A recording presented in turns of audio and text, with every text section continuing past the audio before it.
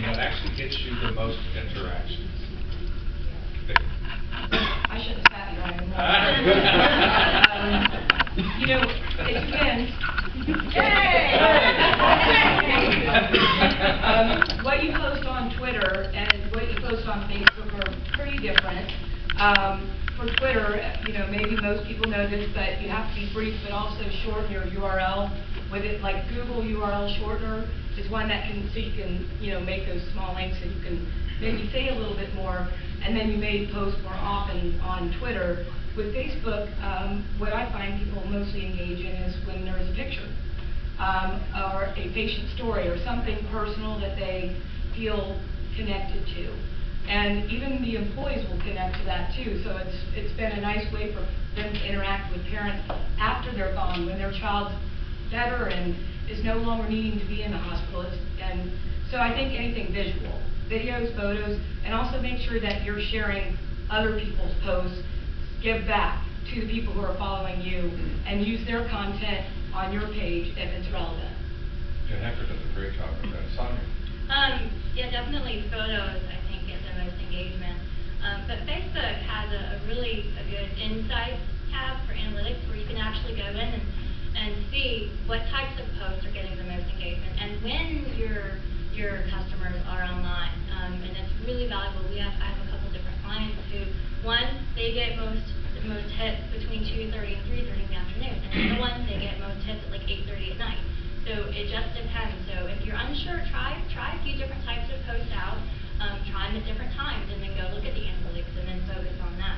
And remember the rule of thirds. You want to do 1/3 about your business, promotions that you're offering, information about your business, educational, frequently asked questions, blog posts, and then you want to do 1/3 from industry people. You want to share content from the industry leaders, and then 1/3.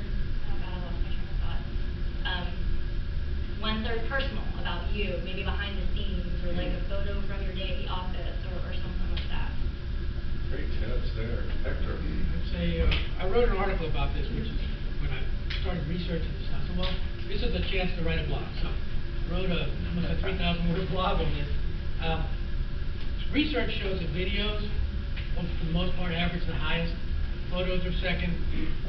Audio is actually above text, and then text by itself. So if you have an element combined with video and text, audio, text, so on, it drives up the numbers. But the real thing is test and measure. Because you can have something that has a video and it sucks. I mean, so don't go by what your gut feel is, go by what the analytics say. And I'll give you an example. I have a client that they install windows and doors, okay? So we're posting all kinds of stuff about them and do-it-yourself and everything, but guess what? Every time I post something about Bob Vila, something I just got a picture of it because it's a celebrity and people want to read what the heck Bob Vila said. So you go by what the analytics say. Guess what? I post a lot more Bob Vila stuff. And they got stuff. Videos, photos and stuff, of course, are great. I think statistics are another one that we see, actual numbers, things that are really easy to digest, very quick to digest, and very easy to share. To increase your interactions, I think it's really important that you adhere to a few best policies of, like, your tweets really should only be about 100 characters, so they're easy to retweet and comment on. Making sure you don't have the super long Facebook posts. Things are just that really, visually look good, so people are more willing to engage in it, or to start sharing it. And then also, I think it's really your content. It really is important, and Sonia already touched on this some about making sure you're diversifying your content a little bit more. It should not be all self-promotional. It should be very engaging and relatable. For example, Pragmatic Works, we're a software company, so we have a lot of developers, a lot of geeks, which is great. Is a term okay to use now. So we post a lot of history, geek content, tech content, stuff that's very relevant for them. So just really make sure you're diversifying your content to where it's not they don't go to your page and see promo, video, promo. Making sure that it's stuff that really encourages them to keep coming back to your page. I don't really know, but I can tell you what my marketing person asked me for. She's always asking me for the 6 HR secrets. best whatever, the 10 top something. I think I did the 6 HR secrets just most recently.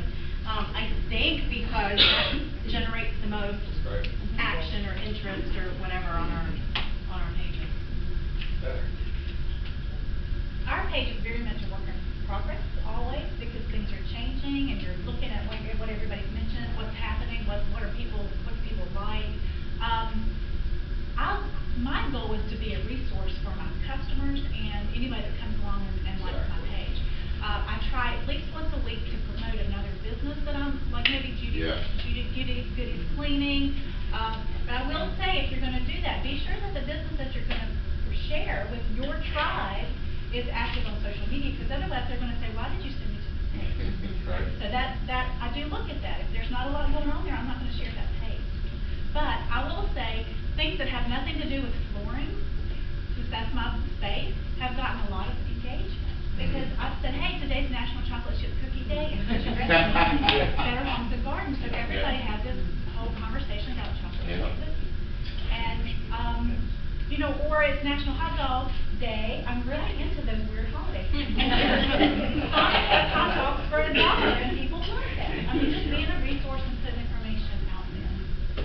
Remember a few questions back. Ask the question. Ask the question. Because everybody wants to give you their opinion. So don't ask them if you're doing a good job necessarily, but ask anything. You know, do you What do like you hot think? dogs better or chocolate chip cookies? And make sure your social media accounts are connected to your website. The whole goal is to get customers to buy your product or use your service. So if they're not getting to your website, you're just having a follower. There's really you need to get them to your website. Posts should be questions, not statements. One engagement should be questions. As should your blog post, if you're blogging, make sure you're ending with a question. In sales, we call that a call to action. And ask people what their opinion is. If you have a blog post, you know, what do you have anything to add to this, or you know, what's That's my byline. That's my opinion. I look forward to yours. There you go. By the way, you could do the exact same thing on your meta descriptions on your website, where you ask them to click through to learn more. Tell them what to do. Tell them to celebrate. Very important. How do you? All right, we've already gone over that. When or should you follow back someone who has followed you? Not Let me start on the other automatically. end. Not automatically, because I'll give you like a story of one of my friends who was following Governor Scott, and apparently whichever intern was doing his social media was having auto follow. So basically, he was following everything that, you know, anybody who followed him, including a porn site. And the reporter saw that, and that was basically called that out. She knew that, you know, probably Governor Scott was not following porn, but if you're auto following like that, that could be really dangerous to a politician or a business. Yeah. That's great. Or a husband.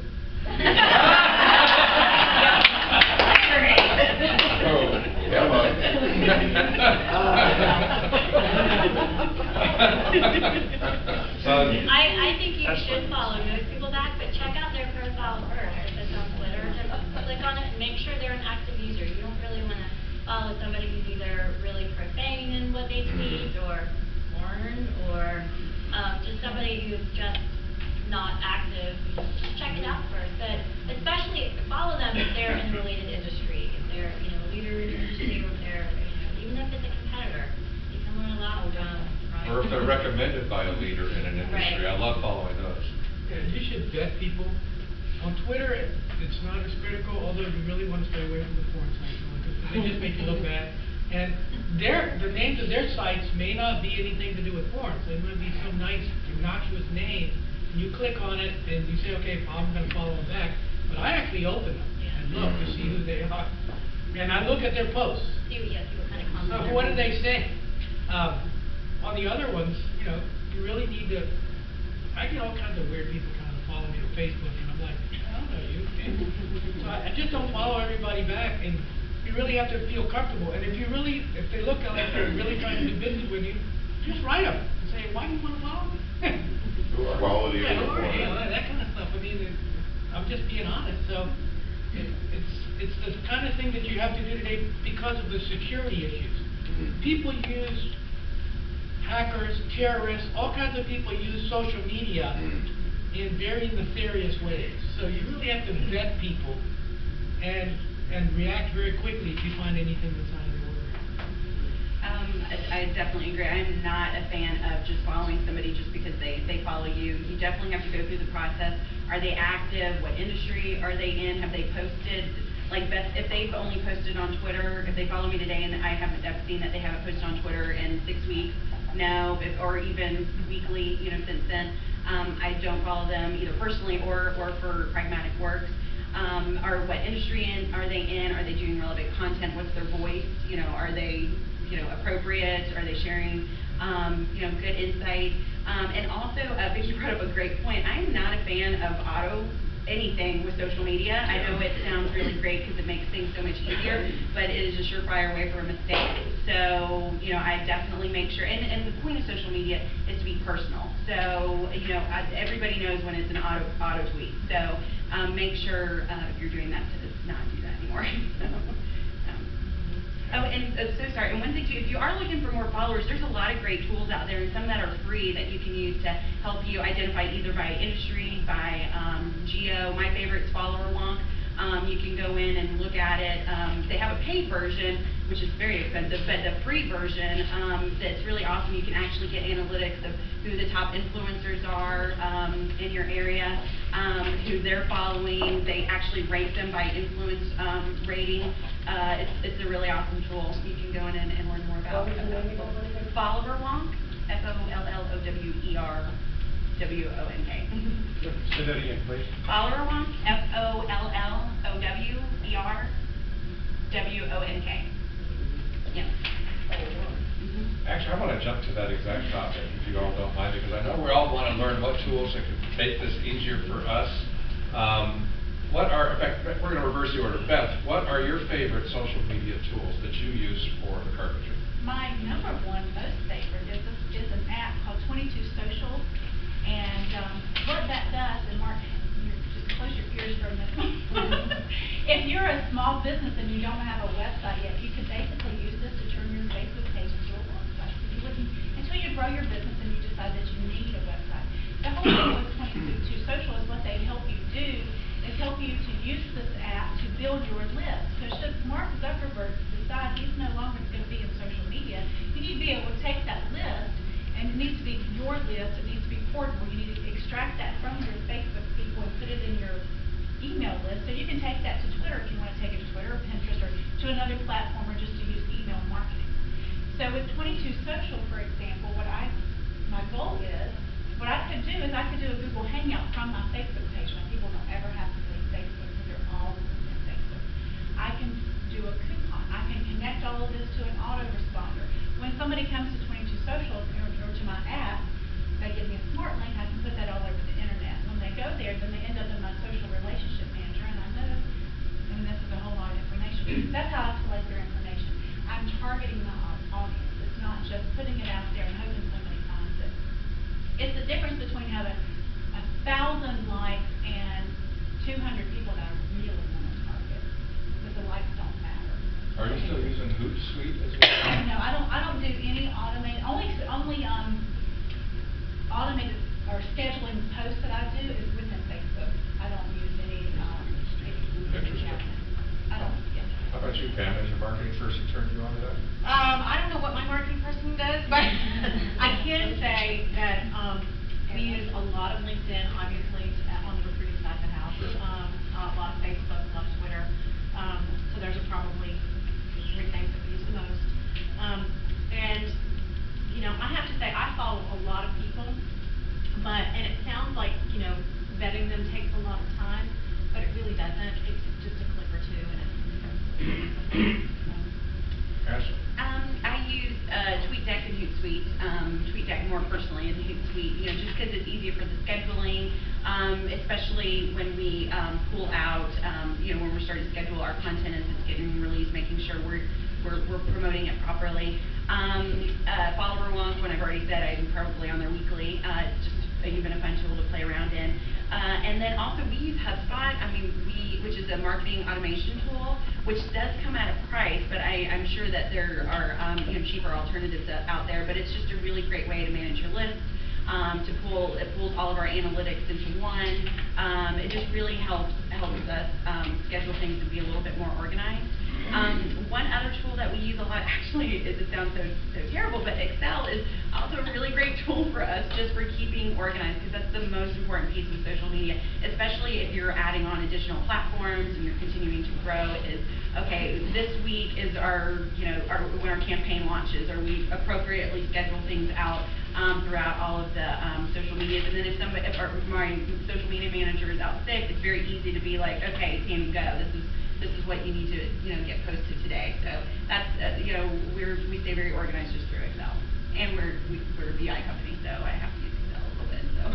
You reminded me of one of my other favorite Brian Knight quotes, and he says, "Data is sexy." Yeah. How is that possible, Bob? It doesn't get there. Okay, Hector, your favorite tool. Because data translates into money. My favorite is Hootsuite. I use it a lot. We have the pro version. We do some automated posts. We find really good people that are producing really good content. We'll RSS feed those directly to our clients, so they're getting a variety of stuff, not just theirs. And it would be almost impossible to manage 30 or so clients and do this all yourself. There's no way you could do it all in the 7 days a week that we have. There's a plugin that you can put into a lot of browsers called Hootlet. What Hootlet lets you do is, if you're browsing the web and you see something, you really like it, you click a button and the post is made. Wow. You can edit it if you want, and it punches it out to whatever account that you have. So that's a really, really useful tool.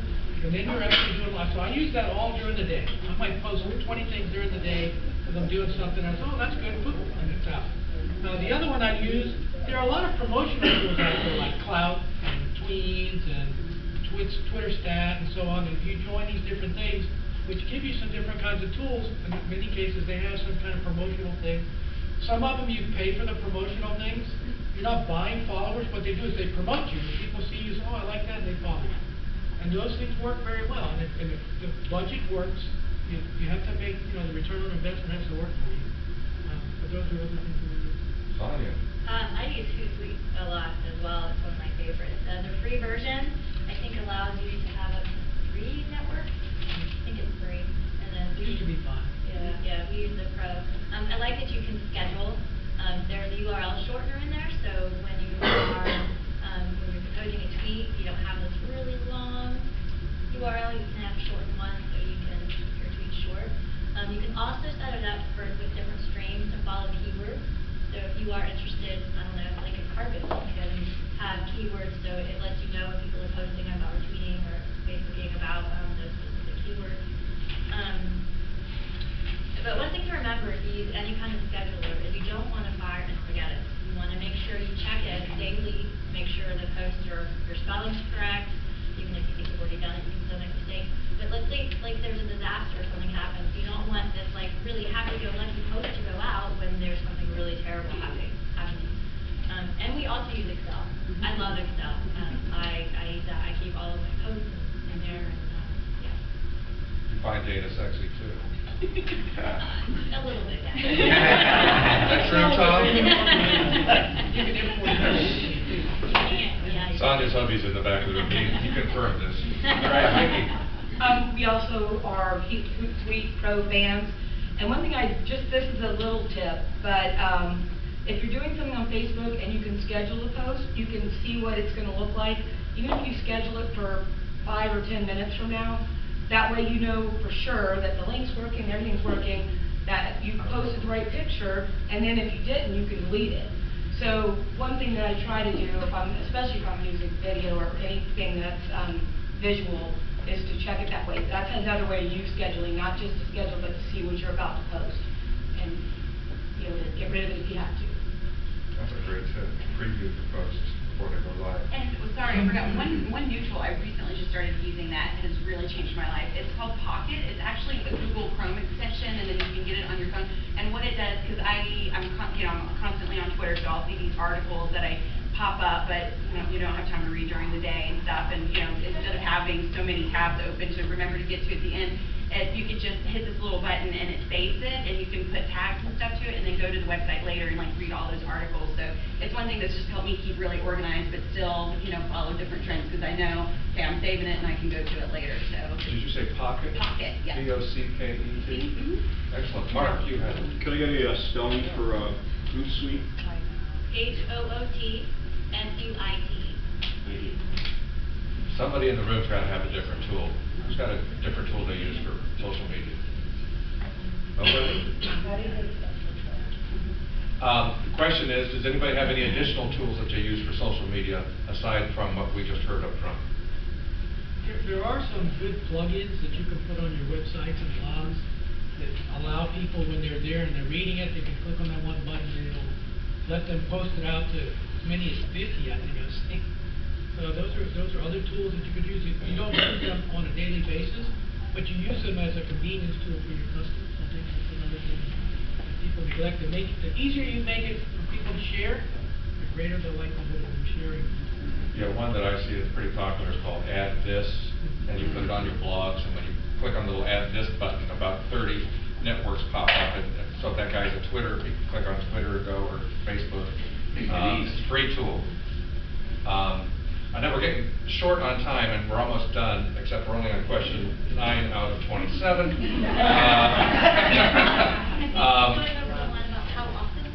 Yes, I did miss that. I did want to come right back to that. How often should we post? Beth, I'm going to start with you again. Oh, my goodness. I already know Pam's answer. That's actually the right answer. Go ahead, Beth. Whatever my marketing person tells me to post, or whatever to post, that's what she posts. I think we post almost every day, but, And I know people who post multiple times a day. If you want to know a lot about how to use Facebook, follow Sandy Krakowski. And she is wonderful, and she also has information products that you can buy, classes that you can take. But follow her. She posts probably hourly. But it also depends on what you're posting. If you're just clogging up somebody's news feed with things that nobody is interested in, then do not do that. But if you are being helpful, and there again, it goes back to, do they like what you're posting? They continue to do it. She's got over 100,000 followers, because really, she engages, that's the thing. I will say, one thing that my marketing person did teach me was, if you have a blog. Right. If you don't want to blog, or you don't have time to blog, don't have a blog. Don't have anyone go to your blog site or your webpage and look at your blog and see that the last time you blogged was 2011. That's exactly right. Yeah, So, and I would actually say that for social media too. It's Exactly. actually worse to do it badly than to not do it at all. Yeah. So if you don't have the time to commit to it, if your team doesn't have the bandwidth to manage it, then just don't do it and wait till you can. And that's also to say you don't have to jump on to every platform at once. Maybe start with Twitter, start with Facebook, whatever's relevant for your business. And then, you know, as you get more comfortable and, you know, your person who's managing your social media, you know, is getting, you know, fitting it into their schedule a little bit better, you know, then start increasing it. And I would disagree a little bit in that don't post, I wouldn't post too much. There's actually industry standards of how much a business should be posting. You know, for Facebook, it's actually, you know, at most 2 times a day. You know, we all have that friend on Facebook that posts way too much about their kid, and, you know, then getting on. It's like that for businesses too. So I would definitely, I would do it more than 1 time a day. I certainly probably wouldn't do it more than 4 times a day on Facebook. LinkedIn, you know, 1, maybe twice a day if you're promoting content. Twitter, industry standard is actually 14. That's a lot for particularly small business. So I usually just cut that in half and say start with at least 7 times throughout the day. And there's ways to manage that easy. It is a lot of effort, but as long as you're, you know, organized using Excel to keep everything together, making sure you're following good people to help you curate some content, and then if you're posting your own content, making sure you're using that as well. Excellent. Hector? I would say that I thought for the longest time that you'd only want to post 2 or 3 times a day. And I read some research from one company who was producing huge amounts of very useful stuff. And they post 10, 15, 20 times a day. But they have a huge library of very useful stuff. So one of the caveats is, if you have very few followers, don't post a lot, because again, you're clogging the news stream. because it never gets pushed off the page because somebody else's stuff is in there. If you have a huge following, your post is gonna move down the timeline very quickly. So that's one of the caveats with it, but if you have good quality stuff, you probably can't post it. I mean, that's the way I look at it, because if it's really good quality, people will look at it, people will read it, and guess what? There are 24 hours in a day. I used to think that nobody read at night. We started posting at 1 o'clock in the morning, 3 o'clock in the morning, 5. Those things would blow up. So, there's lots of these time slots, and if you have to post because you want to get useful stuff out there, there's a big audience that can't sleep. I mean, but measure, test and measure. Don't go by what you believe. Can you spell the last name of the Sandy Kratowski? Kratowski, Krawowski. You sure? And she's on Facebook. Kratowski? Krawowski. Sandy with an I. Sandy with an I. I'm certain we probably, Sonia, Oh yeah, I was gonna say, if you're just starting out and this is really overwhelming, start with one post a day. One post a day, that's very manageable. One tweet a day, or start with, like Ashley said, just one network. Just start with Facebook, or just start with Twitter, whichever is easier for you. And as you start building content, then you can post more and more. And using a scheduler is helpful because then you can schedule it. So you can sit down, maybe take 4 hours, 5 hours, or an hour, and just schedule things out or write things out. And then it's okay to repost things that you've already posted, as long as you haven't just posted it. You know, don't post the same thing you posted yesterday. That, especially if you don't have a lot of stuff in your timeline. But it is okay to repost things. You can change the image that goes with it. You can reword the post a little bit so it's different. But start small if it's too overwhelming. great advice. And I don't have anything to add, that's it. Oh, that's great. How about questions from the crowd, since it's 9 o'clock already? Jim? I don't really have a question. I just want to say my golden rule in life and in business is always quality over quantity. Period. I tell you, HubSpot is a great place to learn a lot. It's invaluable. And what's interesting about them is they're always getting your email address, so they can continue marketing to you. And that's something we all should be doing to build that back-end following and grow it that way. And you only get their email address if you're giving away good quality content. That's my take. Sorry. Questions? Comments? This is great. This is great. It's really good. The panelists, you guys rock. By the way, Hector posts some great stuff as well, as does Sonia. This whole group does, but I was gonna say that the 28 questions that we did, I actually wrote a blog on it, so it just said primarily my answers. But I do research all my stuff, and yeah, I think it'll be useful if anybody goes there and looks at it. So it's workingthewebtowin.com. You can click on our website and it'll take you to the blog. What is that again? Workingthewebtowin.com. Can I offer a little secret to everybody? Sure. It concerns feedback. I use this on Facebook, I use it on LinkedIn, and I use it on eBay. I have an eBay business too. When anyone ever connects with me on LinkedIn, I have a form letter that I send back to them, explaining, what I do and all that kind of stuff, and I congratulate them on their anniversary coming up on their business or whatever it is. It's a personal way of contacting them. I do the same thing on Facebook. When I connect with anybody on Facebook, I send them a little thing, put it on their timeline with my profile picture. Hello from sunny Florida, blah, blah, blah, blah, blah. And I do the same thing on eBay. If I make a sale, whatever it is, I follow up with the customer. I've had so many people contact me back, especially on LinkedIn, and say, that's a great idea, I'm stealing it. Nobody does that to me. I've never gotten a letter back from someone who said, thanks for printing up with me, thanks for connecting with me. So, it's... you know what? That's actually a very good point. When's the last time in the mail you received a thank you? Right. It's not always the new technology stuff that makes an impression, is my only point. Sometimes it's that old grandma's way of doing things, right? One quick thing, how many people here are connected to the Chamber on LinkedIn and Facebook and Twitter and so on? If you're not, everybody's hand out. Oh. if you're not connected to LinkedIn, Facebook, Twitter, and so on, do that today. Mm-hmm. And with each other, so. Right. Yes, thank you. Well, I just want to say, wow.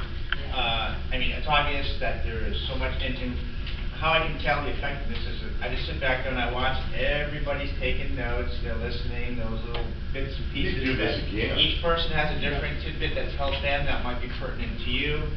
I learned, I started a president's blog at the Chamber several months ago. I haven't blogged yet, so it's probably not doing so well. When you say you got a blog, if you're gonna blog, I went, big fail. Hector, when he said, trust the data, and I said, well, I can link to that as a Navy pilot, because that's about all I can bring to this discussion, is we're from on a night approach to the carrier, and my body's telling me one thing on where I am on glide slope or lineup, but the data's telling me something different. I was trained to trust the data. With the data. Or things bad would happen. Yeah. If I didn't get that. So when he said that, there's that. And also with Pam, that's why I have Summer and staff.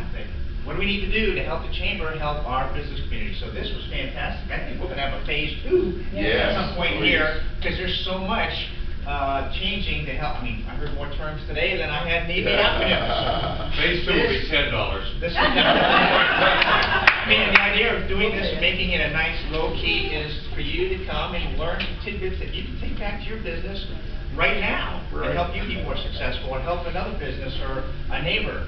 So this is fantastic. That's what it's all about. Again, I want to thank Advanced Disposal as our corporate sponsor, Haven Hospice. Summer, do you want to make some comments about some upcoming events?